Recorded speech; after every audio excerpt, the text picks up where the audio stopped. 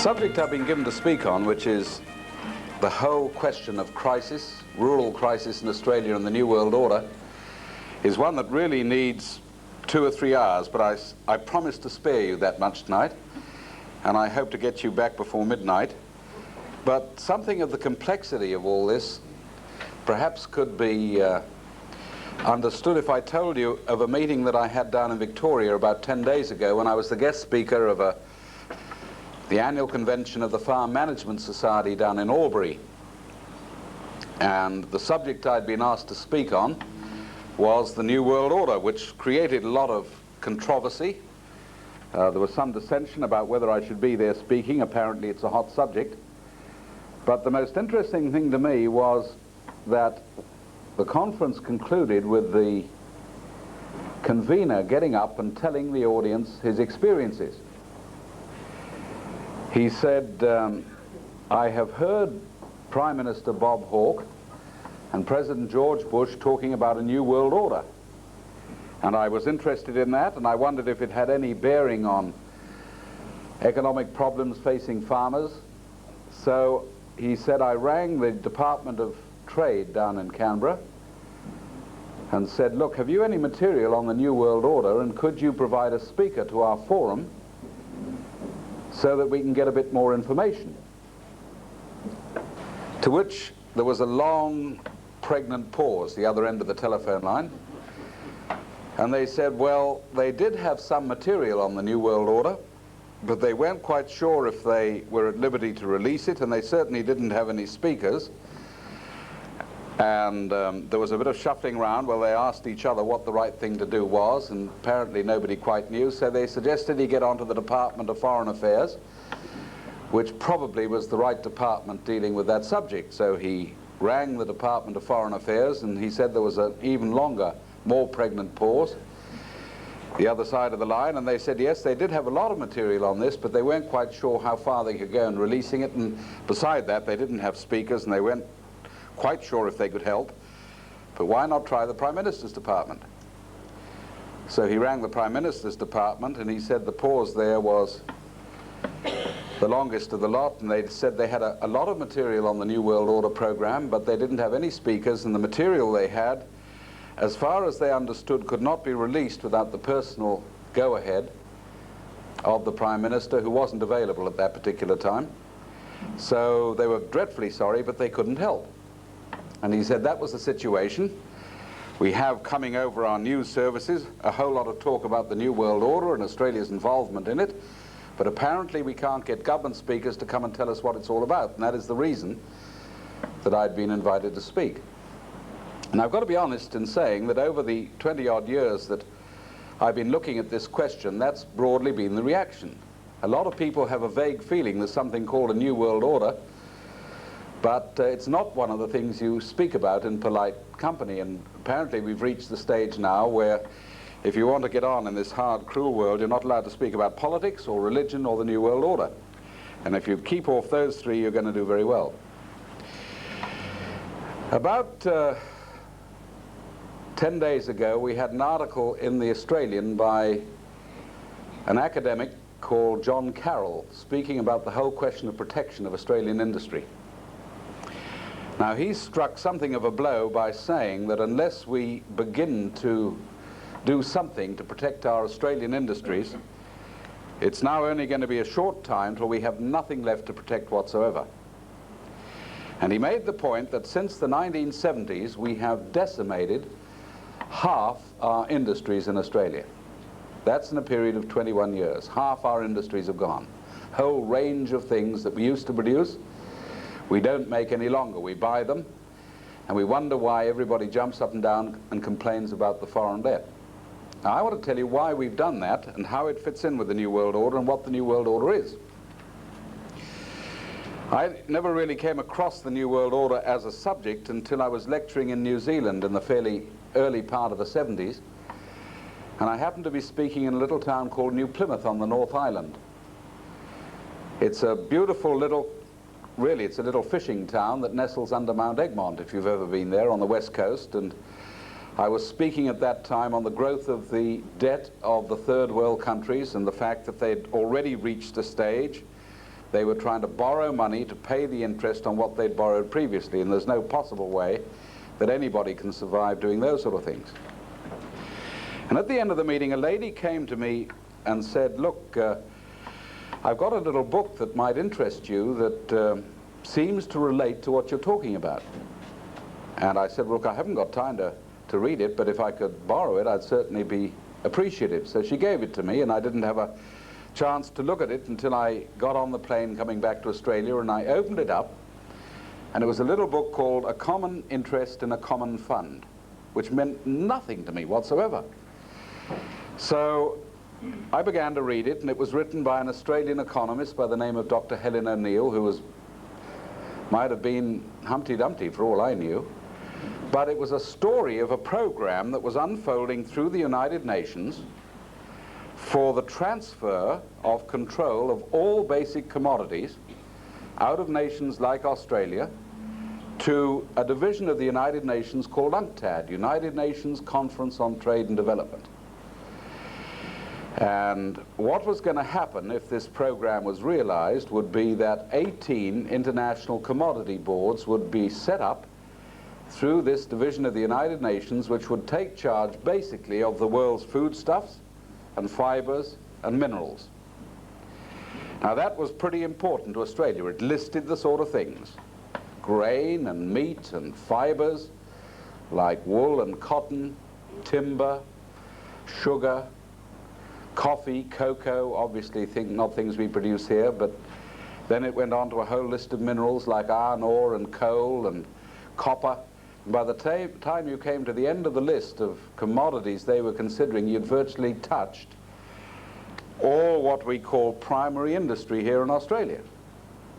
Now once they had established central control through the United Nations of these commodities, something called a common fund would be set up, which is where the title came from, which would be like a kitty which all nations would contribute into, and they would try and establish what is sometimes called supply management and reserve price schemes, and they would arrange deals between producers and consumers, and all participating nations, which basically meant every nation in the world, because everybody, with the exception of one or two, were members of the United Nations, would be compulsorily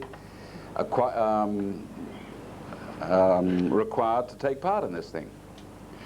Now I thought to myself, if this thing is really a goer, I would have seen about it in, say, The Land, which is the main rural paper in Queensland, or in New South Wales, or the Queensland Country Life, or the Grain Growers, or whatever it happens to be, or perhaps some of the small business papers, because they would be discussing this. I mean, every issue is coming out on marketing schemes and how we attract exports, and if this was really on the drawing board, surely all their members would have been debating this thing hotly. I'd never seen a reference to it. So I thought to myself, it must be a dream that they've got coming up sometime in the future. But nevertheless, coming through this book, there was enough to suggest that a lot of preliminary discussions had already taken place to make me want to know more. And then also through the book came a thing called the New World Order. This commodity fund idea was part of the New World Order.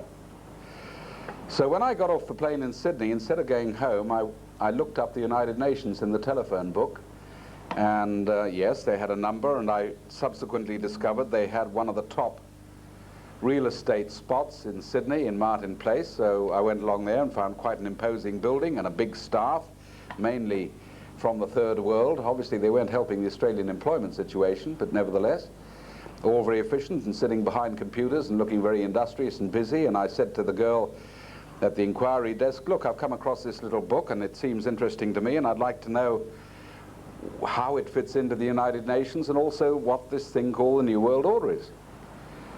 Oh, she said, well, we've got stacks of material on that. That is basically the ongoing agenda of the United Nations. All the international discussions and the great conferences and the sessions and the assemblies are concerned with this unfolding world order program. So I said, well, can you give me some stuff that I can take away, that I can understand it?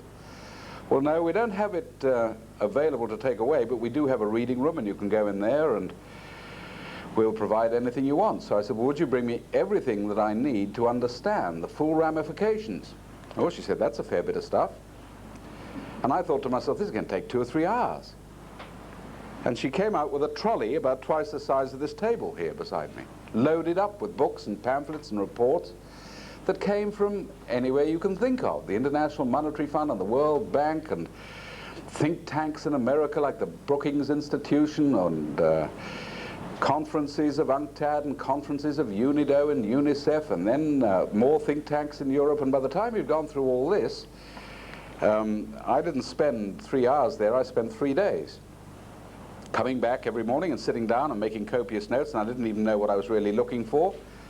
But gradually, as you went through all this stuff, out of it came quite a clear picture of a program that was already partially under discussion and being implemented, which was called the World Order Program. And it had a number of parts. The first part was a very big program called NEO, New International Economic Order, NIEO, that contained a number of agreements, ingredients, the first of which was that the International Monetary Fund and the World Bank, both of which are divisions of the United Nations, would be merged into a world central bank with all the powers that our Reserve Bank does here in Australia, capable of controlling all lending and investment and exchange rates and transfer of funds from one part of the world to the other and stock exchanges and the whole bit. Now that was a pretty big concept, a new world central bank that would take charge of all the world's lending and investment. And then it was argued that to facilitate this program, the main reserve currency that nations trade in at the moment, which is the American dollar, established at the Bretton Woods Conference towards the end of the war, would be gradually phased out and a new world money system would come in, which would replace the American dollar as the money that nations trade in. And there was a bit of a discussion about what it would be called. It would either be called special drawing rights, or one suggestion was Bank Corps, which was a name dreamed up by the man who'd actually been involved in setting up the International Monetary Fund, John Maynard Keynes, of the Keynesian economic system. And he'd also thought up this idea of world commodity control. Irrespective of what it was to be called, here was a world central bank issuing a new world money system which would replace national currencies, and it was a totally new ballgame. And the third part was this thing I'd already seen. International control of all the world's foodstuffs, fibers and minerals, and supply management and the pricing mechanism and the whole bit. It was a huge program. Now that spun off into a number of specific programs. They had another thing called the Law of the Sea, which was international control of all seabeds and the exploitation of minerals on the seabed and fisheries, and a narrowing of territorial waters and a whole range of things like that. So it was a huge program. And I could not understand why it was that we weren't seeing more discussion about this in our rural papers and in business papers, because obviously Australia was already at least partially committed to the whole idea. So I began to lecture on it. What I could understand of it and what I'd pieced together and documented, I lectured to farmers and business groups and anybody who was interested in hearing it, saying, do you know that Australia is already partially involved in this, and have we looked at the implications? And I found on the whole total incredulity. People found it very difficult to believe that such a thing was even possible. And farmers on the whole used to treat me with good-humored contempt. I mean, you know, if what you're saying is true, was the reaction, we would have seen it. I mean, we're having conferences every other day on marketing and selling our stuff overseas, and, you know, we've got our own elected leaders running the farmers' federations, and they, you know, it was really sort of, you were trying to push. You couldn't even get people to look at the thing properly. And to show you how absurd it's got, the last time I was lecturing over in Western Australia, I was invited by one of their farming organizations, the Pastoralists and Graziers, to go and have a meeting with their executive, which I did in a very plush building in the middle of Perth, obviously spent with, or built with, the subscriptions of hundreds and hundreds of pastoralists and graziers. And there they had this, well, it looked very like an ivory tower to me, and we went up a few floors, and we sat round a boardroom table and we had coffee, and they said to me, you know, when you used to come around about 10 years ago lecturing on this new international economic order, there was always a bit of a flurry, and people used to send us tapes in of what you'd said, and we'd sort of scratch our heads, and we'd get hold of the local member of parliament and say, you know, what's this new international economic order? And they'd write back saying, haven't a clue, probably something those nuts in the right wing are pushing round, and we sort of forgot about the whole thing. We thought it was just absurd. But now that Australia has ratified the program, and this was in 1989, we're getting the first documents from the United Nations on marketing in the future, and it's pretty frightening stuff. What do you think we ought to do about it? Well, I didn't quite know at that stage. It's rather like saying, how do you catch the horse after the stable door's been left open? So all I could think of was, well, look, I think the first thing you ought to do, surely, is honor bound, is to write to all your members, who after all pay your salaries, telling them what's going on and asking what their reaction is, and so that at least they've got an up-to-date understanding of the whole program. And then to my amazement, when I sat drinking my coffee, they had an intense discussion amongst their own executive about whether they should do that or not. I don't know what the outcome was, but their paper has never carried a story on the whole thing yet. And here we are 2 years afterwards. So you'll still find that the executive understands the whole thing, but the ordinary grassroots membership is still going around saying, well, of course it couldn't be true because, you know, our representatives would have told us by now. That's how absurd it gets.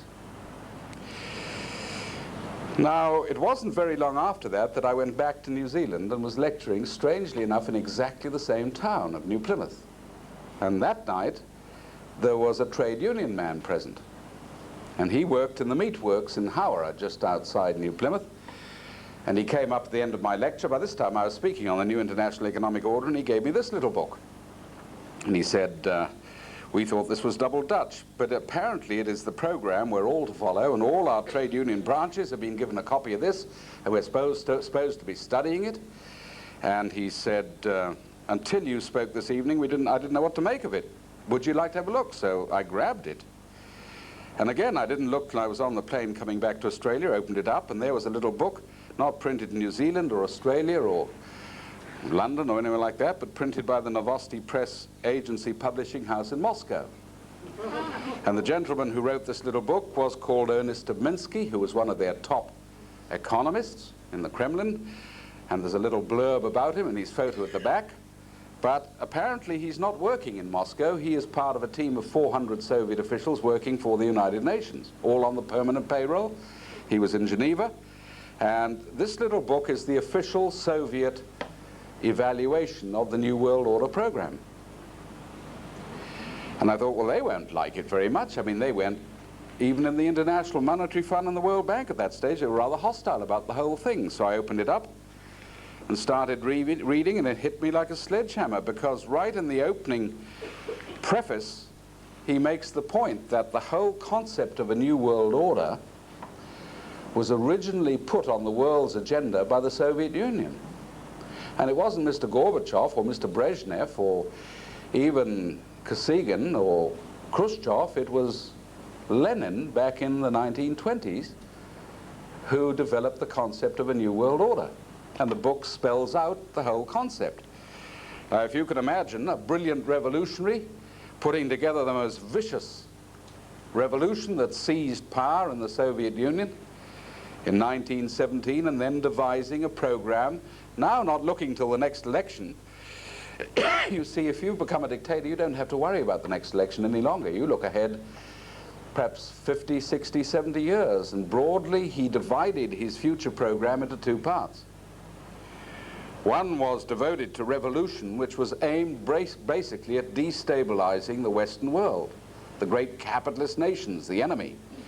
And that meant getting into every area you possibly could, into their colonies, doing something about breaking up their trade routes, endangering their raw materials and supplies, breaking up their markets, and then destabilizing their social structure, getting into their educational mechanisms and their universities, and even, believe it or not, into the churches. because if you can inject new ideas right through, you can confuse people and bewilder people, and you can get the whole thing so destabilized that you can then move on to the later part of the program. And part two was, having destabilized the whole structure of the West, then we swing into place a new type of centralism, and this will be a world order program. And Lenin said we have to get the world to the point where all nations are directed by one central plan. That is how we're going to deliver in the final Soviet system.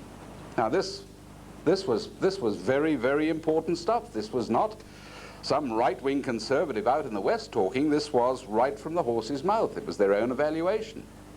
It was just after this came out that we had the top Soviet in the United Nations, the Under-Secretary of State for Legal and Constitutional Affairs in the United Nations, by the name of Arkady Shevchenko, defected across to the Western world.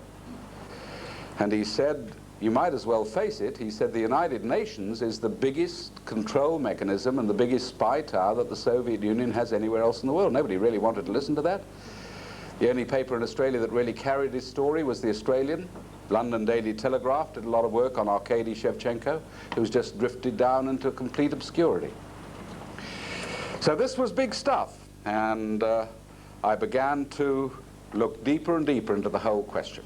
Now it just happened that before that had taken place, the Australian government started putting advertisements in the paper, asking for submissions to a Senate committee, the Senate Committee on Foreign Affairs and Defense, I think it was, on the implications for Australia of the new international economic order. So I collected all the stuff that I possibly could, put it into a submission, which was later reprinted as a booklet, and we're hoping to reprint it fairly soon again, and sent it in. I never even got an acknowledgement from the government that it had gone in. They finally produced their own summary, which is that, the new international economic order, implications for Australia, report from the Senate Standing Committee on Foreign Affairs and Defense. That came out in 1980. And I might tell you that it, although it's very, very non-committal, it does point some of the problems that we've got at the present time. Now, even more absurd was that while that Senate committee was sitting and taking that evidence, you could still find a lot of backbench members of Parliament who'd never heard of the new international economic order. And I had quite a confrontation in South Australia with a liberal backbencher who just said, look, the whole idea of a new international economic order is a figment in the mind of Jeremy Lee. This came out in the papers, even though the Senate committee was taking evidence on the wretched thing at the very time he was writing. And I thought, probably the only people who don't know what's going on in the world at the present time are members of Parliament, it seems to me. Now, what connection has that got with the crisis economically that we're going through? And the answer is it's got everything to do with it, because my own personal belief is that this crisis has been deliberately engineered for the purpose of delivering in this new international economic order. Can I try and illustrate this? Now, I've got to deal with just two parts, our farming industry and our manufacturing industry. Back in 1968, 67, 68, if you were on the land, you might remember we had a huge drought that racked the whole of the eastern states. It was one of the severest droughts we've ever had. I remember it because my father had just bought a little wool property down in New England, in New South Wales, and walked straight into that drought, and it wiped out a tremendous number of people. And there were protest meetings seeking desperately some sort of help. We had nearly 300,000 farmers in Australia at that time. And that was then followed, as we moved into the 70s, by the collapse of the wool industry. Nothing like now, but it was horrific. The price of wool had plummeted down. The ABC was running programs on the fact that wool was now outdated and everybody would be wearing silk in a few years. And by that time, there were real big protests. We were still under the control of the Liberal Country Party, as it used to be called. Bob Menzies had retired. We'd had Harold Holt had tragically drowned, and then we had a succession of rather dismal Liberal prime ministers. We had John Gorton, that a lot of people remember. He was a bit like a cowboy, very exciting, but he hadn't got much substance. And then we had a funny little fellow called Billy McMahon. And by that time, everybody was very disillusioned by what was going on, and there was an exciting fellow who was now leading a revamped Labour Party called Gough Whitlam, why not give him a go? And just before Gough Whitlam came in, we had this document produced by the Labour Party, which was Labour's Federal Rural Policies. And the man who put this together was a brilliant man by the name of Rex Patterson, who was a Queenslander, a Fulbright scholar. He was no slouch, and he was dealing with this horrendous crisis in the bush. And can I just read you what he said? There's ample proof to show that high interest rates are imposing severe burdens on export rural industries, just as they are on other sections of the community, such as young homeowners. A Labour government would investigate the overall application of interest rates as they affect primary production and productivity generally, with the objective of providing low and reasonable interest rates to those soundly based industries on which the economic health of the nation greatly depends. So this is what they were going to do. Labour's debt alleviation policies would take the form of making available long-term, low-interest loans to pay off immediately the crippling high-interest short-term loans which many producers have been forced to accept from financial institutions and hire purchase companies. And he had every reason to write that, because interest rates were creeping up and threatened to hit 8%. And then came the magic bit. At the same time, a Labour government will allow a holiday period of up to 5 years for potentially viable producers as regard the repayment of principal and interest, in order to allow farmers to strengthen their financial position. We're going to give farmers 5 years not having to pay the bank any interest or any repayments at all. And I might tell you that was only the rural policy. The same line of thinking was coming right through the whole of Labour's policy. Now, it immediately raises huge questions. How on earth would they finance that? Would we go and borrow more money overseas and tack it on the end of the foreign debt, or how was it going to be done? And there was no mucking about. They were quite specific. And this is what they said. Labour's long-term development policies and reconstruction policies will be financed through the Commonwealth Bank under the best possible terms and conditions which the nation can afford. And then comes a hard-hitting statement. Labour is not tied, nor has it any allegiance to the private banking sector and hire purchase institutions. Labour believes that a lowering of the rate of interest for funds used for the efficient production of commodities, particularly for the earning of export income, will assist increased productivity. This in turn is necessary to counter the forces of inflation associated with full employment and growth. Did you pick up that last sentence? We need to lower interest rates to counter inflation. Now they're using the opposite argument. We've got to raise interest rates to cover inflation. You see? You can make black look white if you're a politician. But you see, the other thing is, the best terms and conditions the nation could afford, we've got some precedents. The Commonwealth Bank financed Australia during the First World War at 0.5% interest rate. It was used to save the wool industry during the Second World War. I don't know whether you know it. We've got an absolute panic now because we've got 5 million bales of wool in stock that we can't sell, and the whole thing's collapsed. We had 10 million at the end of the war, and it was no problem at all because we had the finance to handle it, and the whole lot had gone within 3 years, and then we had a wool boom. Now that's what Labour was going to do. And the man who put that together, Rex Patterson, was waiting for Gough Whitlam's electoral victory to do it. And Gough Whitlam was swept in with a huge majority, and Rex Patterson found he never even got his nose in the ministry. He was shunted off to the back bench, and into his spot came a giant of a man called Al Grasby, who became the Minister for Primary Industry.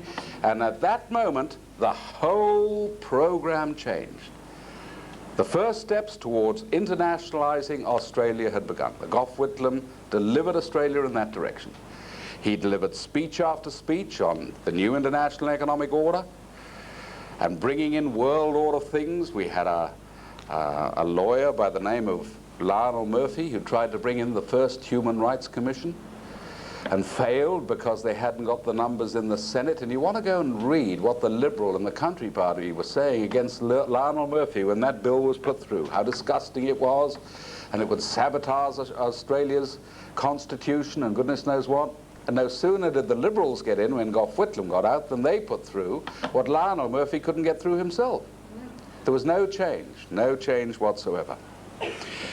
So we were then headed straight into the New World Order program, and it was going to decimate primary industry and small business. Now, we were a pretty self-sufficient nation at that time. Hundreds and hundreds of little industries had gained maximum protection at the end of the war and were really going for their lives. You could go into the hardware shops and you could go into our grocery shops and light engineering, and you'd find nearly all the stuff you bought was made in Australia, but that's not the case today. You go into your spare parts, or you go into your supermarket and you'll find made where? South Korea or North Korea or Taiwan or Sri Lanka or Zimbabwe or Brazil or the Argentine, and hundreds of little industries, tremendous industries that used to be the basis of Australia's productive sector have gone to the wall. Half our industries lost since 1971. Half our industries. And they are now falling quicker than they've ever fallen during that last 21-year period. And the result of this is that you find more and more workers in Australia suddenly getting out of their employment onto the dole queue. Why then aren't their union leaders saying, well, look, why now are we sacrificing Australian industry so that workers lose their jobs? We're going to fight the government, and they should have got alongside small business to fight the program, instead of which they were all participating. So you can see how the thing has gotten. We've now reached the point where all of a sudden we're finding that the farmers have caught up with small business. We've reached the point now that in one of the great food-producing nations of the world, we're importing each year $2,000 million worth of food into Australia. And the picture is quite frightening. We're importing big quantities of meat, millions of dollars. We're importing nearly $500 million worth of vegetables into Australia. And if you want to see how absurd that is, just get in your car over a weekend and drive from here to Toowoomba through that Lockyer Valley, which is one of the greatest vegetable growing areas in Australia, and you will find farmers out there ploughing their vegetables in because they can't get them to the market. That is absolutely true. We're importing something like $33 million worth of tomato paste into Australia. How the heck you do that, I cannot think. We're importing lamb meat, we're importing leather, we're importing, you just name it, and you'll find we're now importing $16,000 worth of food into Australia for every farmer that we've got left. And that figure is going to rise dramatically because at the moment we're losing one farmer every hour of every day, 24 hours a day. Huge exodus. We're going to lose half of them before too long. And round the farmers, we're going to lose hundreds and hundreds more of what is left of our business structure. Now, how did we reach that point? Because just before Gough Whitlam got tossed out, he signed, I believe, the most infamous document of the whole lot, which is the document that sabotaged our industries. It was called the Lima Declaration. And the Lima Declaration came from a division of the United Nations called UNIDO, the United Nations Industrial and Development Organization. It was signed, strangely enough, in Lima in Peru. And basically it said this: the third world is collapsing under debt, and the reason it is collapsing is because the big industrial nations of the West have been too fat and greedy and have got too big a slice of the cake. Therefore, we're going to ask those industrial nations to sign an agreement that they will wind down their own industries and transfer technology across into third world countries so that they can begin to produce what nations like Australia used to produce themselves, and then we'll give them preferred nation status in exporting back inside those countries. Now, can you believe that an Australian government would sign a document which says we wind our own industries down and give another nation the chance to sell us back the stuff that we used to produce ourselves? But we signed that. Whitlam signed it, and the man who pushed it harder and further than anybody else was a guy called Malcolm Fraser, who was making speeches all around the world on the need for the common fund. And if you want to see it, In documented form, there is the United Nations Conference on Trade and Development. By this time it was under UNCTAD, an international code of conduct on transfer of technology. The whole story is in there, officially documented book. So we've wrecked our industries, and we're wrecking them even faster. And as a result of this, taxes have gone up, debt has gone up, and interest rates, well, perhaps you haven't noticed it up here, but interest rates have gone up too. And you can find farmers out in the bush paying up to 27% interest. Every time they get into trouble and move into a new risk factor, the interest rate goes up instead of down to try and keep them on their feet. And the result is there's absolute chaos now in rural Australia, and we're going to see that hitting the cities with increasing violence over the next 6 to 8 to 12 months. Hundreds and hundreds of industries will go and jobs will disappear.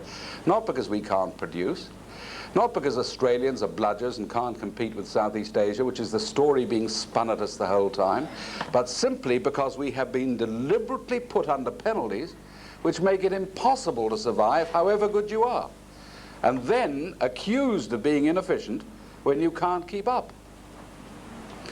And that's how the game is played. And ultimately, at some point, they will say, well, the only way to solve that is to try and bring in this new world order. Now, how does that then tie in with the Gulf War? When we sent our mighty armed forces over to prop up George Bush in the Middle East, it produced two problems for Mr. Hawke. The first was that the peace movement got its act together and we began to see peace protests, which became quite big. The second thing was, much more serious for him, it split the Labour Party. And there was a big section in the Labour Party did not like the idea of simply wagging its tail every time the Americans whistled. And finally, at the very time he needed national unity to try and preserve some sort of impact overseas, Bob Hawke called together the Labour Party. The argument he used was not, we've got to beat Saddam Hussein, or we've got to defend oil, or this is a mighty blow for the little man, or anything like that. He simply said, do you not realize that this is part of the world order program? That's why we've all got to stick together. And the Labour left basically said, oh, we didn't realize that. All right, well then we'll back off. And finally it came out in a full page in the Australian, why Labour would go to war for the New World Order. That was the headline at the top. Why Labour would go to war for the New World Order. And it had the whole argument. I'd just like to read you the arguments of just one backbench Labour man, Dr. Andrew Theophanous. This is what he said in the House of Representatives. A new world order is emerging, as is shown by the unprecedented Resolution 678 of the United Nations Security Council. When a situation arises in which the United Nations has gained a tremendous boost in its power, in its authority, and is able to carry resolutions and concrete actions as a result of those resolutions, then people who describe themselves as leftist or socialist should not be concerned about it, but should welcome such developments, because the increase in the powers of the United Nations is a very significant development. It is something which the ALP has been committed to for many, many years, ever since the time of Dr. Evatt. And those of you that know anything about Dr. Evatt would know that he set the whole thing in motion through the Fabian Society and was in actual fact the first president of the United Nations. So that's the argument that Bob Hawke used. Now, what did Dr. Andrew Theophanous mean when he said this is part of our program? You've got to go and have a look at this document, which is the Australian Labour Party 1982 Platform and Rules, which came in just before Bob Hawke got into power. It was no longer the old traditional Labour Party of Ben Chifley and John Curtin and Arthur Calwell and some of the great Labour men of the past, who, whatever else you say, were certainly patriotic Australians. This was a totally revamped, changed Labour Party that was now involved in a world program. And so it started off virtually on page 1 with the things that had to be done for the New World Order. The flag must be changed. We've got to get rid of the monarchy and have a republic. It's written in there. We've got to eliminate barriers against world law, such as the Senate and the Constitution. And then you swing from there and it goes straight onto it. We are now totally committed to the New World Order as part of the program of the Socialist International, with which we are affiliated. And people say the Socialist International, never heard of it. Well, you should have done, because it's just had its World Conference down in Sydney, what, 2 weeks ago? Now, we're not talking about a little fly-by-night organization. We're talking about a huge movement that was started in 1864 by a gentleman called Karl Marx. He formed the first Socialist International. It fell to pieces for a short while when communism reached its heights under Lenin, but was then revamped in 1951 in a big conference in Hamburg in Germany, and now has its headquarters in London. It sends documents right throughout the world. It coordinates labor and socialist parties. It writes their agendas in many cases. You can go and read what the Labour Party in New Zealand says and the Labour Party here says. It comes from the same pen quite often. And they are working on a common program towards a world order. The current chairman of the Socialist International is Willy Brandt. Former Chancellor of West Germany, got sacked from office for hiding the fact that one of his top staff members was a KGB agent who'd been giving NATO secrets to Moscow, and went straight from there to the Socialist International, where he's been ever since. He was featured in the Australian, speaking on behalf of the Socialist International at their big conference in Sydney. I might just tell you, the Socialist International was scheduled to have its Australian conference in 1983, but that was the year that Bob Hawke was standing for election, so it was postponed. This came out in the media. We've postponed it because it could be a bit embarrassing having the Socialist International meeting at the time when Bob Hawke's trying to get his nose in the trough. Well, they didn't say that, trying to get into office. 1978, the Socialist International held its conference in Vancouver, in Canada. Willy Brandt was asked to push the world government program. Would you set up an international commission to produce a document, the blueprint for world government, which he did, and there it is. North-South, Program for Survival, the Brandt Commission Report. Headed by Willy Brandt, 23 people on his committee, top bankers and industrialists and prime ministers, and Edward Heath, the former Prime Minister of Britain, Olaf Palme, the famous socialist from Scandinavia, they're all there. And this is, if you like, the definitive work on the world government movement. It's got the whole program. The World Bank and the Money Fund and the transfer of technology and the new money system, the whole bit. It's all in there. Pan Books got the contract to print it. I think 1 million copies came rolling off the press, and every member of Parliament throughout the world was sent a copy. Most of them probably threw it in the waste paper basket because they still don't know about it, but there is the Brandt Commission Report. And that document there, there's another little book. Can't see it. And the one produced in Moscow, both came out in the same year, 1978. That's the Moscow evaluation of the World Order Program. That's the Socialist International, both pushing exactly the same story. World government is the only chance for mankind. That's where we are. That's the program we're going into now.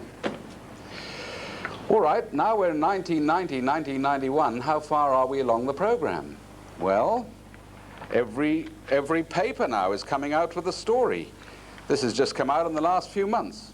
This came out in the Financial Review, which is the main paper telling the story. United States push for creation of new World Trade Group. That's the whole Common Fund idea.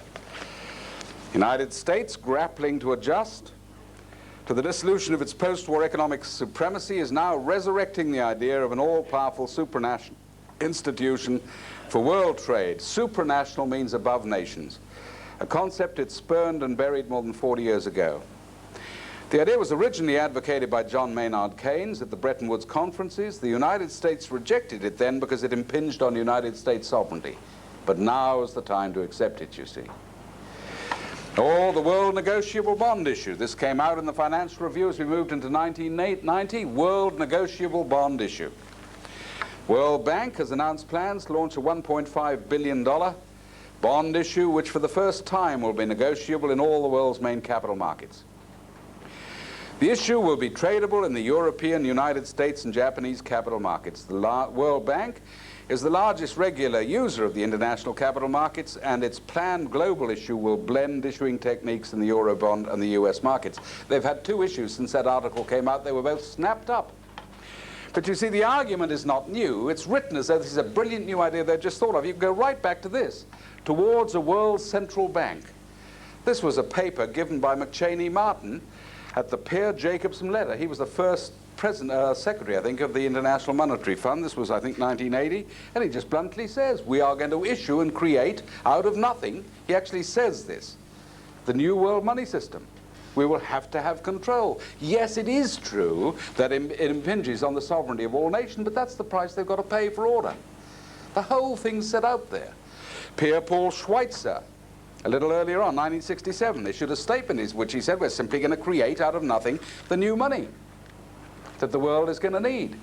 Now, if they can do that through the International Monetary Fund, why can't we do it here in Australia for our own needs? And the answer is we can, and we have in the past. But we've now agreed implicitly that we won't do that because it might jeopardize the push towards world order. We've got a bunch in power who are now taking Australia in that direction, and they don't want anything that would slow up the movement towards world government. Or take another issue. You've recently seen advertisements in the press, you might have experienced it, where if you go along to your local bank now, you're supposed to produce ID cards and tax file numbers, even though whatever it is, even though you know the local bank manager perhaps, and you've been in there for the last 20 years, and you play bowls with him on Saturday afternoon and babysit his kids and all the rest of it. That's not good enough. How does he know that you are you? So you've now got to produce all this ID, but where did it come from? Came from Interpol, the international police organization based in Paris. This stuff came out from Congressman Ron Paul, one of the most brilliant and knowledgeable commentators in America, talking about Interpol. During the past 20 years, Interpol has mainly been used to track terrorists, art theft, international murder plots, and Nazis. But in 1984, things began to change.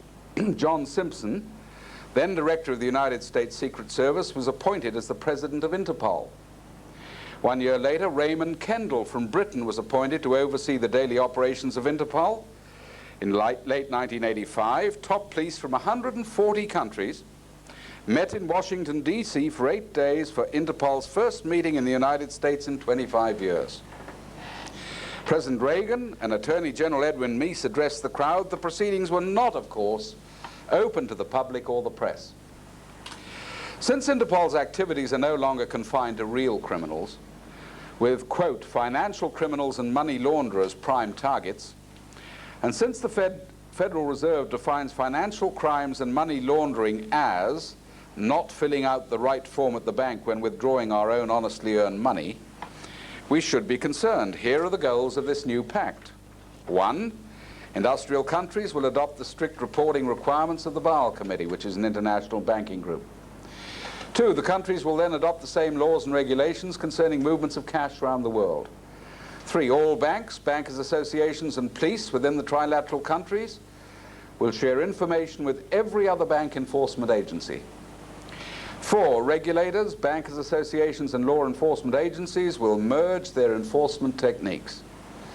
5, Interpol Act facilities will be used as the central clearinghouse to provide information on, quote, problem individuals or businesses within this network to facilitate their prosecution. And Paul's conclusion was, this means that your local banker will become a spy for this arrangement, exchanging information on you with every other country using the International Criminal Police Organization, which could include China and possibly the Soviet Union next year. There you are, that's what's behind that one. Simple as that. Now, before the world is finally shunted or pulled or pushed or bullied or persuaded or seduced into this new world order, we're being regionalized into 3 major trading blocks. First of which is is Europe, which comes into fruition on the 31st of December, 6 days after Christmas, 1992. Everything is now 1992. Now, I don't know whether you realize it, but on that night, the Union Jack is pulled down in Britain and a new flag goes up. If you find that hard to believe, Here is a special supplement produced by the Sunday Times in Britain that gives the whole story. Sunday Times magazine, you are a European. Here is your official flag. This is how to draw it. 1992, are you ready? And there is a picture of the new flag that will fly over the whole of this centralized Europe. It's a navy blue flag with a gold circle. It looks rather like the United Nations flag, doesn't it? Curiously like the United Nations flag. We had one of the most eminent lawyers in Britain, Lord Denning, former Master of the Rolls, got up and said it's the end of our sovereignty, it's the end of our courts, it's the end of common law, it's the end of at least 1,500 years of our Westminster system. We will simply be a cipher taking orders from a centralized parliament in Brussels, and that's what it's all about. 1992. Now, the person who signed on behalf of Britain to go into that was Margaret Thatcher, who subsequently woke up to what had happened and began to dig her heels in as she realized the full ramifications of the Single European Act. She said, we agree to cooperate but not to lose our sovereignty. We certainly won't accept a Central European Bank and what is called EMU, the European Monetary System. And no sooner did she say that than the attack began. The whole media began to tear her to pieces, which is virtually controlled by two men in Britain, Rupert Murdoch and a gentleman called Mr. Robert Maxwell, which is his current name. His previous name was Mr. Koch. And ultimately it led to the end of Margaret Thatcher as the Prime Minister. The man to take Britain into Europe was waiting in the wings, ready to take over, Mr. Michael Heseltine, who just missed out by a fluke. And a little unknown guy called John Major became the Prime Minister, who was a Thatcher follower and is trying to play it by ear a little bit slower. He can't just stand in the light or he'll get knocked over, but at least he's trying to drag his feet. But Margaret Thatcher, interestingly, has now become the chairman of a group called the Bruges Group, which is a new association of politicians opposed to going into Europe, which is growing slowly the whole time. And they come from every party, Labour, Social Democrat, and also Conservatives. And they're getting more and more publicity.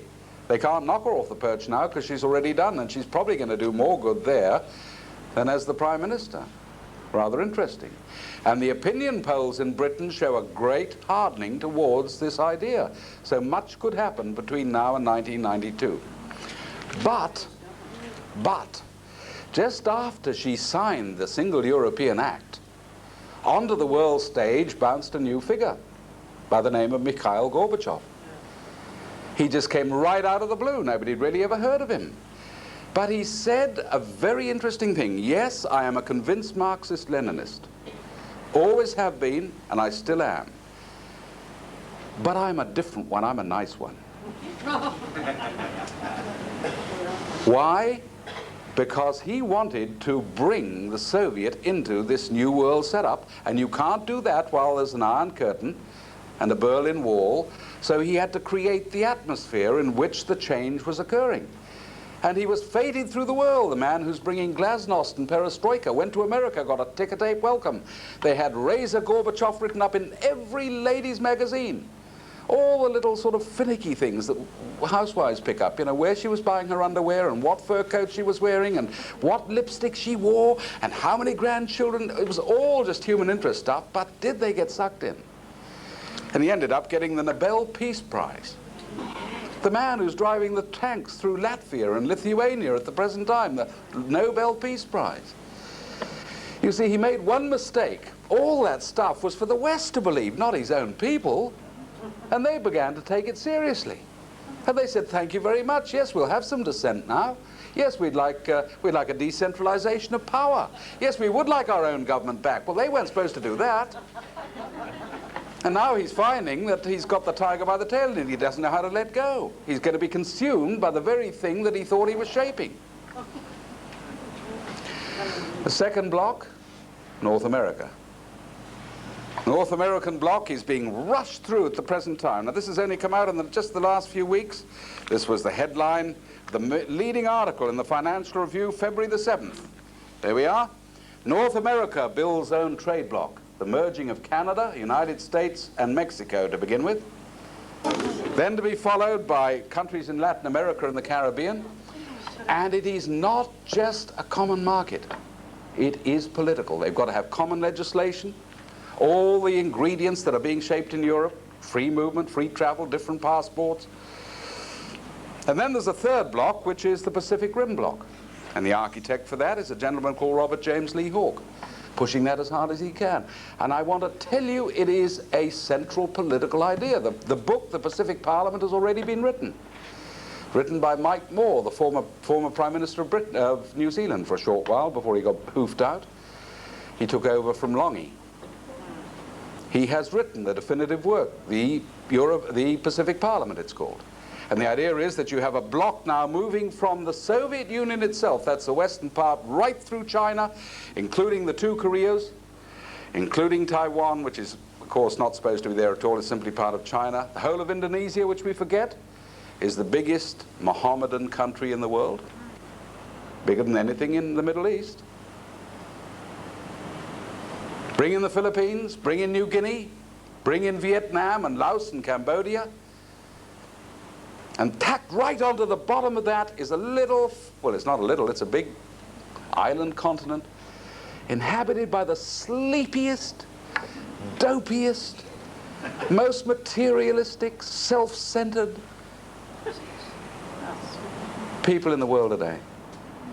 But the only thing that ever moves them is footy or tinnies or arguments about whether Powers is better than Forex or the Melbourne Cup. And we are going to get hit so hard. We're just getting the first blow now. We ain't seen nothing. You know, we think that things are getting tough.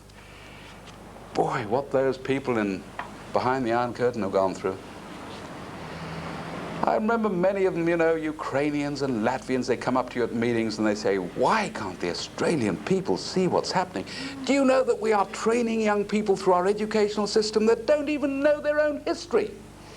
We've got 75% of young people in this country who've never even heard of the Constitution. How do they know what they can defend?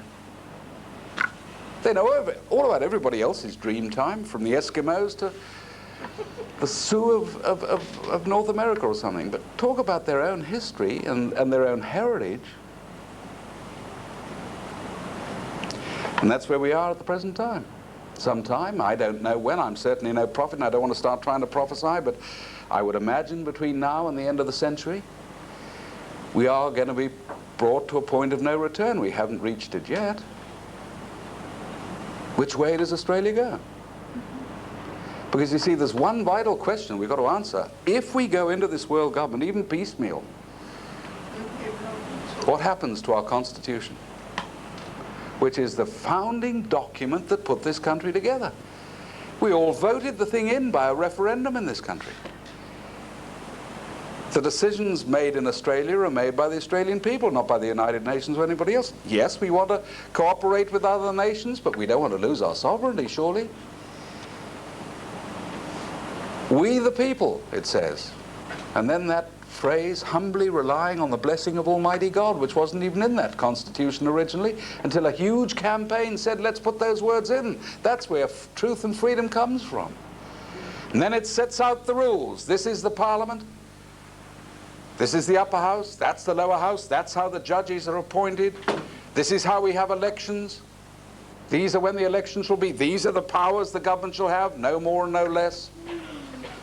And you go right to the end and it says, not one word of the rules for Australia shall be changed unless we've had a referendum and all the people have been asked and they know what the decision is and they can say yes or no. Do you think Bob Hawke or John Hewson or whoever comes after him is going to have a referendum of the people and say, look, Australia, we've got this chance to go into world government and we think probably it's the right one. You know, everybody else is doing it, but we know the rules say before we do it, we're supposed to ask you, because we are your servants, and the Constitution says, could we have a referendum now, whether you say yes or no? Do you think they're going to do that? So what we've got to do is work to create the mechanism to have a say. If we don't do that, we're gone. And that's why this whole thing on citizens-initiated referendum is so incredibly important. It's much more than whether we bring the price of sardines down. It could be the one mechanism we need to say yay or nay for the future of this country. And that is this thing that citizens can actually have a referendum when they want. And the government can't go against that if the majority say no. Citizens-initiated referenda, the thing that works in Switzerland, which isn't a member of the United Nations. Their referendum kept Switzerland out of the United Nations. They're streets ahead of us, aren't they? I believe that's the choice we've got, whether we remain a Christian country or whether we opt now for the new religion of world order, which is basically humanistic, very antagonistic to Christianity. And the last point I'd like to make is, who is therefore going to shape our choice? And I've got a horrible message for you. There ain't nobody left but us. Each one of us here tonight. People say, oh, don't talk like that. I'm flat out trying to keep going, you know. My business is up to here in debt and I can't keep up with my job, and you know, the price of petrol goes up every week, the wife's nagging me, the kids are at my back the whole time. How do you expect me to save the nation? And I haven't got a quick answer, except that if each one of us does something, if we simply keep in touch, if we can get one tape of an address like this around, if we can just get hold of a member of parliament and just say once to him, I'm not voting for you unless you stand up. It does make a difference. Many drops fill the bucket. Therefore, each one of you is tremendously important here tonight. We haven't got the whole of Brisbane. But you know, the world's been changed with a smaller number than we've got here tonight. Each one of you is very, very important. I don't care if you're 95, you can do something. You can stick a stamp on an envelope and write to somebody. If you're young, you're incredibly important. This country belongs to you. Never believe anything else.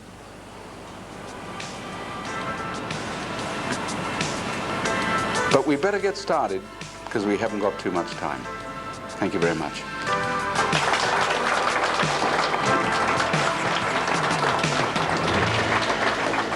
What are the roots of the New World Order? Is it ancient Judaism? Does it relate to the failure to accept Jesus Christ as Messiah? Certainly it does. Because you see, the only time in history this idea has ever been put up was, you'll find in Scripture.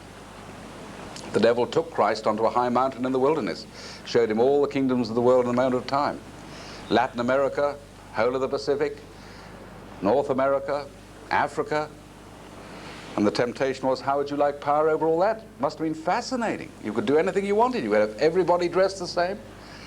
You could have everybody jumping when you said jump, or standing on their heads when you said stand on their heads. Everybody singing the same songs. But you see, Christ wasn't interested in that at all. He was interested in each person as a unique creation.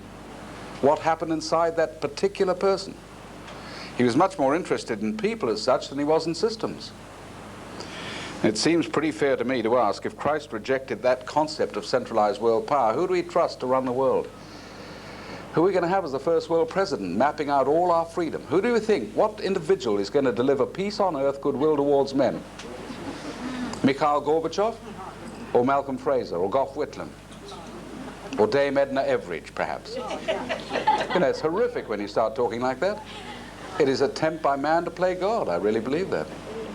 Where are the Christian churches in all of this? Where were they when Philip Adams on the Ray Martin show approximately 6 months ago stated that Australia was an agnostic nation?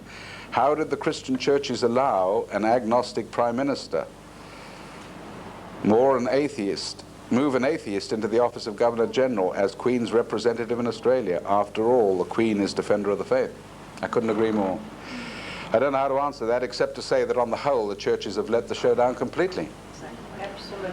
Either driven off by getting sucked into this world government movement, and if you look at the stuff now coming through the World Council of Churches, it's appalling. They've officially endorsed the new international economic order. They just had a big blow-up at the World Council of Churches conference in England. I don't know whether you saw that, because one woman was sexually assaulted by one of the priests. And they had to have a special movement at the council meeting to protect women from assault. The whole thing blew open in the press and everything. Finally, one Anglican who went across to a table where they were selling literature and found it full of pornography, and said he thought perhaps the time had come when they ought to rethink their position. Boy, oh boy. And other churches, a lot of fundamental groups, I think, have got a strong faith, but they've somehow, through false prophecy, got the idea that, you know, we're in the end times, and all we've got to do is wait for the rapture, and we're going to get pulled out of this, and then there'll be a big bang, and that's going to solve it. Quite honestly, that is a terrible line. It's neutralized thousands and thousands of Christians, all of whom become Mohammedans. They're fatalistically waiting for the moment. They don't believe they've got to oppose evil or stand up and fight or suffer for their faith or anything else. That's the biggest problem I find amongst Christians. And I always get scared of addressing big Christian groups now, because there's a queue at the end waiting down the aisle to give me a book on prophecy. I've got the biggest library of prophecy books in Australia, all of which tell me that, you know, it's not really much use fighting. It's all in the book of Daniel and Revelation. It's going to happen. And all we've got to do is wait for the end. They've got the end times. They were told in the Bible that they don't know the day or the hour, but they've pretty near got it. You know, it could be another 400 years. There was a movement in Britain in 1937 in the churches, well, it was a Christian movement, that was prophesying that Hitler was the Antichrist. And he had all the signs at that time. Huge military power sweeping across Europe, greatest thing the world had ever seen, and they were just bluntly saying, you can't resist it, we're in the end times. Now imagine if the people of Britain had listened to that. They'd never have built a Spitfire, never have gotten to battle, and they'd have believed they were defeated before it even started. Now how do we know this present line isn't the same thing? Just to neutralize us all and keep us quiet. The church ought to be right in there, standing for truth, instead of which it's sort of flapping around waiting for the rapture. Is there any hope of a modern type Tower of Babel solution? Well, if the question is, are we moving into a period of anarchy, perhaps that is what's going to happen. I think it's little communities, little groups who are going to provide the blueprint for the way things move forward in the future. That's why, you know, if people think they're going to survive this thing on their own, they're kidding themselves. I've met people who think I'm going to buy 5 acres, I'm going to build a big pit, get all the baked beans ready for Armageddon, I'm going to have a gun there ready, and somehow I'm going to see this thing through. You're kidding yourself. The thing, I mean, I met a guy in Victoria who'd got the whole thing mapped out. He even had water filters, and he worked out what happened if the nuclear bomb dropped, and he was just shot down with one question. There you are in your little bunker, and a lady walks up the road with a starving baby, and she asks for help. Do you shoot her or feed the baby? And he sat for an hour saying, oh my goodness, I knew there was a hitch in this thing. It is associations of people who can support each other and help each other. Little groups of people, just your own street or your own little suburb, building a community there that can work together and have got the picture. That is, you know, love is the opposite of hate. Love is the opposite of fear. And love, in a sense, is concern one for another. That's where we've got to start. Are you faithful to the present Australian national flag? Well, I'd like to think I am, yes. Incidentally, I think we have available still a video on the history of the Australian flag, done by Rupert Goodman, all illustrated. It's got so much, it goes for an hour, just on the flag. Stuff that people have never heard of before. Even how it represents the Aboriginal people. You know, there's a whole lot of the Dreamtime built into the Australian flag. You mightn't believe it. You want to go and see that video by Rupert Goodman. And I'm quite sure you can probably still get it through the bookshop. What connection was there in the Gulf War with the New World Order? The reason that the Gulf War was significant was that this was the first time we had a world police force operating, which is a definite part of the package. And instead of being, although obviously it was America, the official flag flying over that effort was the United Nations. Although they were sort of hanging in the background protesting, they weren't getting consulted. It was a bit of a farce, really. But you see, part of the package of the New World Order is that you have total disarmament amongst nations and then set up a supreme United Nations military force which can police all divisions. And here was the first time we had the United Nations flag flying over the battlefield, although it did happen in Korea, unofficially, but there we are.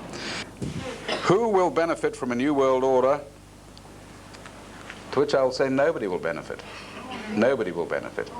But those who are pushing it believe that if you got an elite in a position where they could shape the world, you could genuinely produce peace for everybody. And therefore, they really believe they've got the power of God. They believe that they could do it without corruption. They could solve all the difficulties and the problems and give us peace on earth with them at the top. So they believe that they're going to benefit and everybody else is going to benefit. But it's a false view of reality. I believe that the recent gun laws are illegal. Should we be well stocked with guns and ammo? I think there's a place for that. I really think the gun legislation is disastrous. I would like to see a situation like Switzerland where every young man is given a gun and is required to do military training, and then he keeps his gun at home, and they have less violent crime than anywhere else.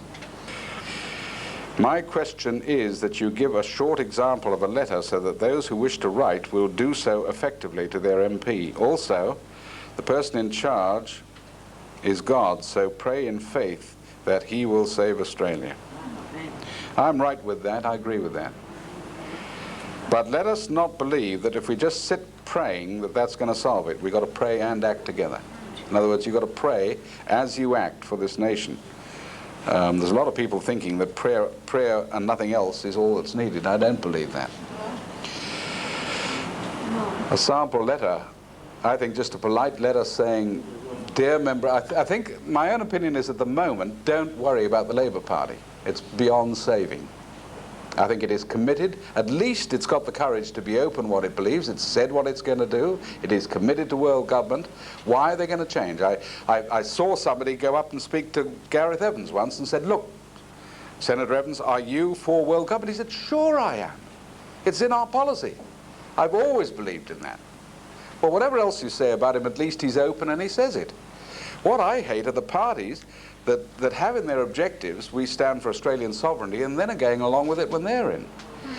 Now, at the moment, the Liberals and the National Party, what's left of them, believe they're going to get into office at the next election without making any promises at all.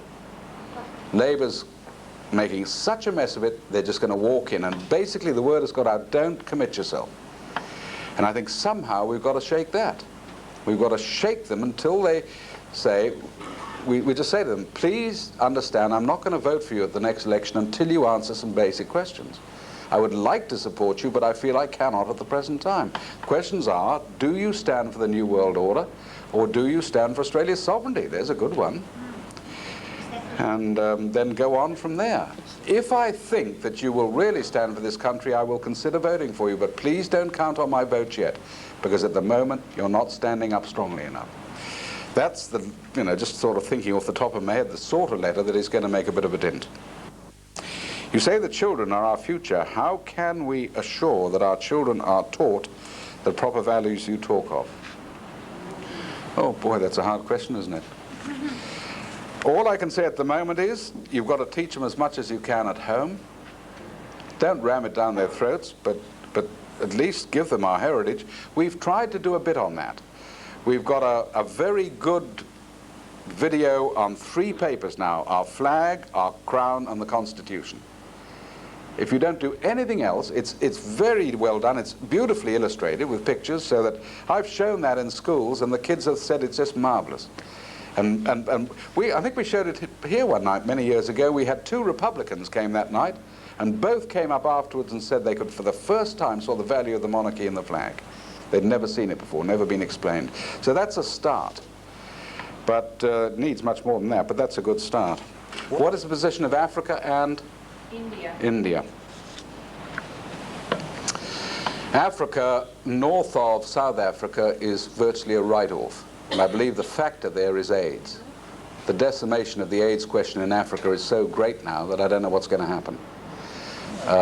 From Zimbabwe through Zambia, Uganda, their populations are going to be decimated by the end of this century. I think, thirds of the population.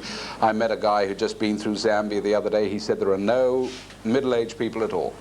Only small children and very, very old people. That's all that is left. Village after village after village after village. North of where I was born, Kenya, the place is being devastated by by drought and famine, which is basically man-produced. South Africa has been sucked into the New World Order program. I don't know where they're going to fit in, but the de Klerk government is committed to this, mainly through their press, which is Oppenheimer-controlled. India, I can't honestly say. I should think that India, I don't know what will happen in India, except more and more civil war, I think, and that basically is religious there, between Mohammedan and Hindu, and is now threatening to explode. There are a number of countries, I don't know which block they will be pushed into or where they will fit. The original plan I saw for regionalizing the world came from the Club of Rome, and they envisaged 10 regions. They actually used to publish maps of 10 regions, and each nation was numbered and you knew where it was going to fit in. But this three-block idea, which basically is a trilateral commission from David Rockefeller, is unresolved. It's broadly three groupings, one European, one headed by Japan, and one headed by America. And where the little ragtails and bob ends fit in, I'm just not sure yet. No doubt we'll be told as we go along. But we better get started, because we haven't got too much time. Thank you very much.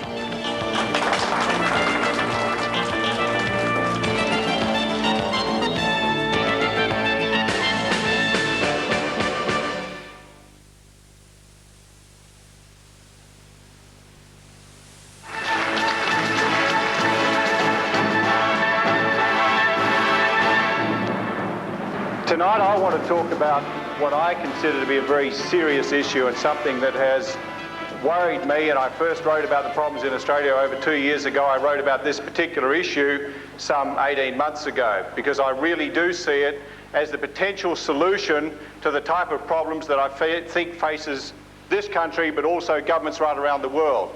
And I find that whenever I travel around the world, I just came back on Friday morning from visiting many countries in Europe, then the United Kingdom, the United States, Canada. Everyone right around the world is as disillusioned with the form of government except in the country of Switzerland. And I said to a friend of mine in Switzerland in 1986, I said, "What government is in power, Peter?" And he said, "Paul, the socialists are in power." I said, "Peter, you're a businessman, how do you cope with the socialists?" And he said, "Paul, it does not matter, for we have the ultimate control." And at that stage, I pricked up my ears and said, "What do you mean?" And he said, "Paul, I don't care who's in government, because if they attempt to do something that we, the citizens, don't want, we call for a referendum and we veto it." And that's what I'm going to talk about tonight.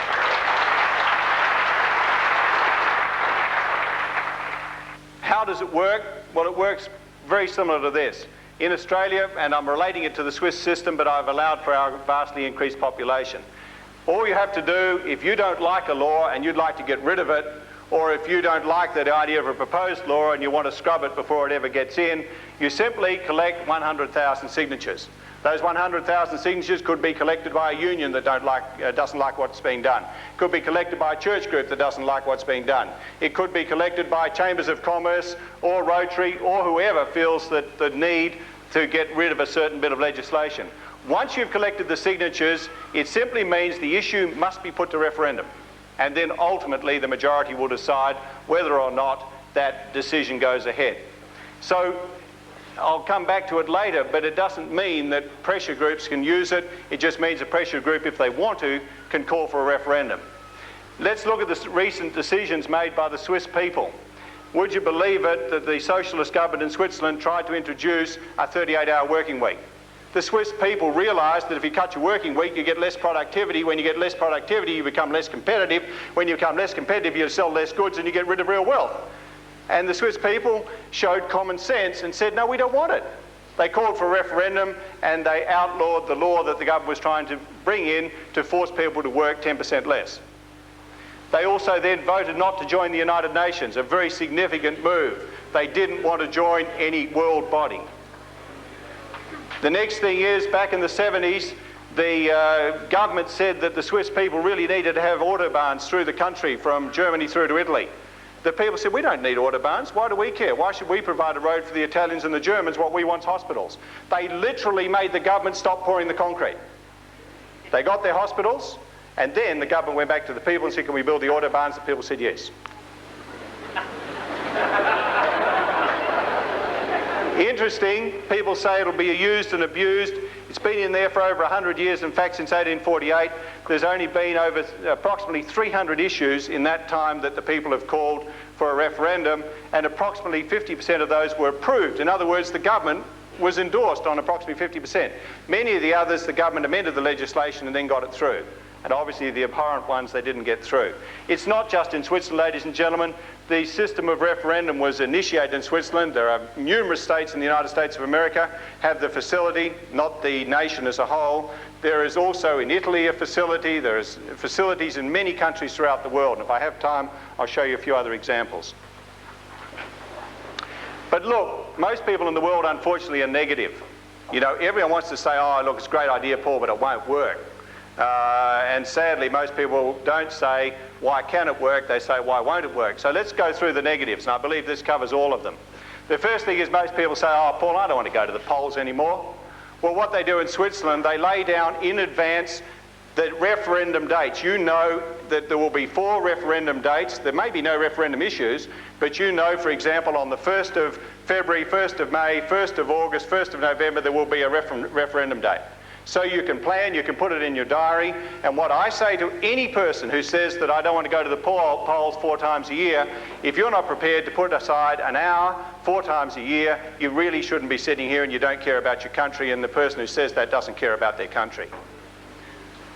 The next thing is, people say, it's compulsory vote. Well, that would require another change to the Constitution. Therefore, I'm not suggesting an alteration to a voluntary vote, but you may be interested to know, to the best of my knowledge, there are only 2 countries in the world that have a compulsory vote. That's Australia and Russia.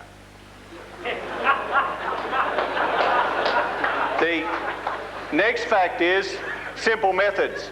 People say, oh, it's too difficult. You know, we could simplify it very, very much. We could give people a voting number. Don't say an ID card number, just a voting card number, and they could go and put their hand in the wall, put their voting card in, and simply register their vote. It'll all be counted at 6 o'clock. No need for bureaucrats, no need for anything. But of course, that probably is not likely to come in. The next thing is, people say, well, look, Paul, it costs far too much. You know, we just can't afford it. We're broke as it is. Well, realistically, politicians tell me, no one else, that it would cost approximately $10 million to put on a referendum. That's $40 million if we had 4 a year, and if the politicians didn't use enough common sense to put on the election the same day as the referendum day.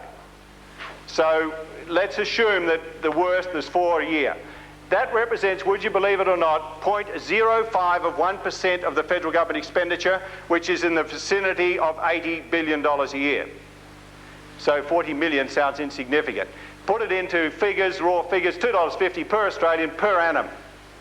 And I reckon that's the cheapest insurance I'd ever get, and I reckon it would save us a fortune in a lot of unnecessary laws and bureaucracy, and a guaranteed democracy for my children.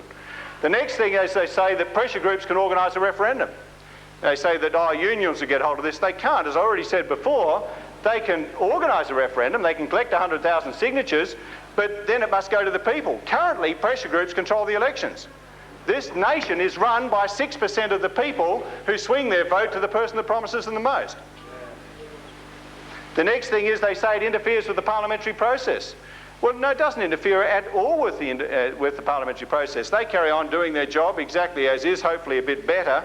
But the fact is it will delay the parliamentary process if people call for a referendum, but it will not interfere with it.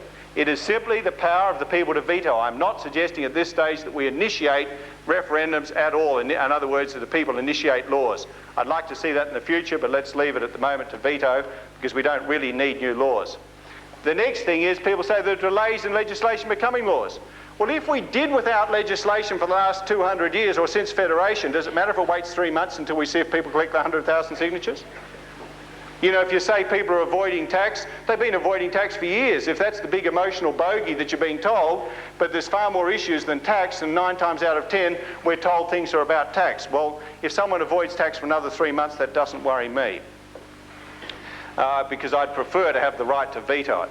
The next thing is they'll tell you Australians vote no at referendum. That is simply not true, ladies and gentlemen. Australians vote no to constitutional change. And most constitutional change is voting to give governments more power.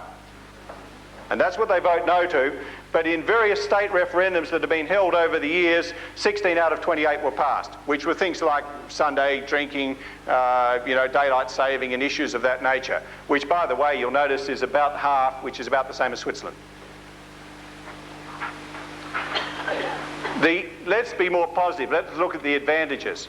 The advantage of referendum are that it's not to the right of politics, it's not to the left of politics. My great claim to fame is that I'm mentioned in Hansard as being a member of the New Right. Well, if anyone can find anything in this that has anything to do with the right or the left, it is straight down the line democracy. It's the only issue I've ever pushed, and it just simply says let's give the country and have it run by the majority, not by the minority. It's not a political issue. The next thing is it brings in community involvement. It makes for better legislation because the community become involved in immense campaigns. The community have a right to have their say. They talk about it over dinner parties. They become involved in what their country's doing. The next thing it does, it removes bitterness over legislation. Not only does it make better legislation because the politician's got to think about it, it removes the bitterness. It makes politicians responsible to 100% of Australians, not just to big business, unions and pressure groups. And that's at the moment who every government panders to, and I don't care whether it's John Howard or Bob Hawke, both of them bend to these three groups. And they don't care about you and me. The next thing is, as an astute politician would see this as the greatest thing and the greatest way to stay in office for the rest of time. And I suppose it just shows that the average politician we have at the moment is not very astute. Let's look at referendums in action. History proves that where it's in existence, there is a totally different attitude of the politicians and a totally different attitude of the community at large to politics. There is a genuine interest shown by everybody. The next thing that's interesting, where regular referendums are in place, most of the referendums are initiated by the governments. In other words, once it's introduced, governments, as you know, our government can initiate referendums if they want to. But governments start to say, we want to test what the public feel on an issue. So they start to use it to their advantage and they start to realise the immense power that they can have by using it correctly. The interesting thing is that when the government puts an issue to the people, and it is well prepared because they now learn that the people have got the say, it is passed twice as often as when people in countries that have the ability to introduce legislation themselves, when governments do it, twice as often it's passed.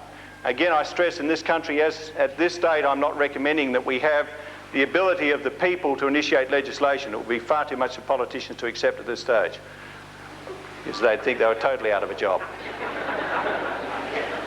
As I said, Switzerland's had 300 since 1948, but look in the United States. Don't forget there's 50 states and there's, I think, some 30 have the ability to have regular referendums, but there's been some 3,000 since 1900. Of course, that's not a lot divided by 30 states. It's only 100 per state over the time, but it shows how much the people want to say in what they're doing. But at a local government area, there is 10,000 that have been held, and of course there are literally hundreds of local governments. But there are so many issues that people want to say. And I want to say at local government, I want to stop my local government in our local council doing a development that no one in the suburb wants. We have been told we are going to get it, whether we like it or not. The council has been told by the state government they won't get any funding unless they provide it, unless they just go ahead with that development. The interesting thing about Australia is had 40 national referendums which have all been initiated by the government, which is second only to Switzerland. Why not allow the citizens to initiate referendums when they want it? Seems to me that the politicians just want to have the control when they want it. I believe that voters' veto means better legislation. I believe it will mean that politicians will need to think before writing legislation. They'll need to think what you and I think about it. I believe that they will no longer claim a mandate like the Great Australia Card debate. I'm not saying whether you're in favour of it or whether you're against it. But the fact is that Bob Hawke claimed a mandate. He was elected with less vote, less than 50% of the vote, and less vote than the previous election. He claimed he had a mandate. And I think that's the type of thing that Australians cannot tolerate. It also means that there is the ability under voters' veto not only to get rid of legislation that's being drafted today, but to repeal bad legislation. As I said before, politicians can test the mood, and what it means, we have true democracy forever. Politicians will represent the electorate, not the two-party system.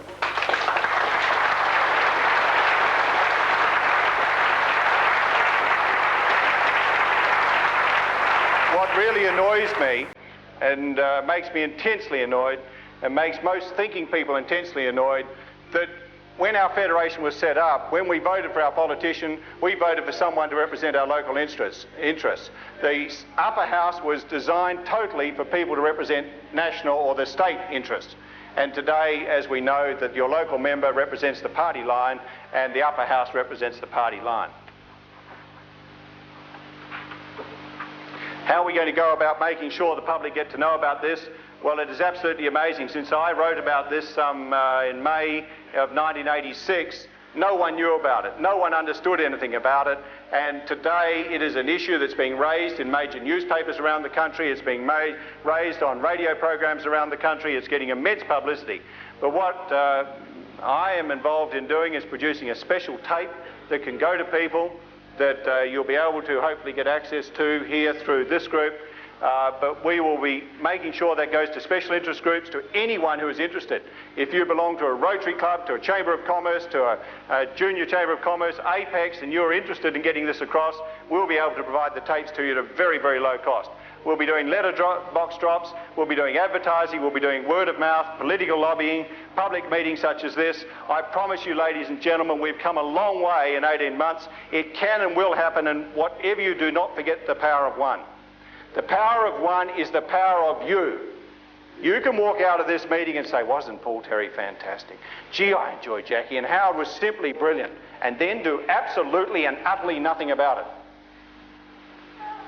I have paid $800 to come up here, ladies and gentlemen, out of my own pocket. No one's funded it for me.